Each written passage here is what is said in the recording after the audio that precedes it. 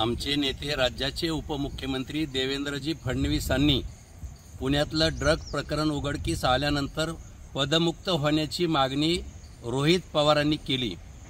मला त्याचं आश्चर्य वाटलं। मला रोहित पवारांना एक विचारायचं आहे की पुण्यातलं ड्रग प्रकरण वर्षातलं आहे का हो? या 1.5 वर्षातलं आहे का?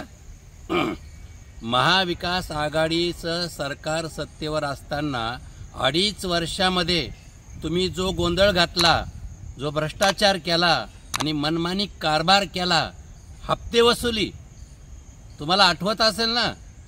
तुमचे गृहमंत्री अनिल देशमुख साहेब 100 कोटीच्या आरोपाखाली जेलमध्ये होते।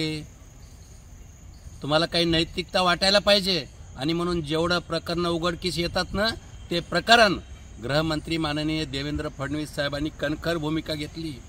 करोडो रुपयाचे ड्रग प्रकरण उघडकीस आणतात, पोलीस धाड टाकतील, तुम्ही हे काहीच केलं नाही आणि म्हणून तुमचं पाप आहे।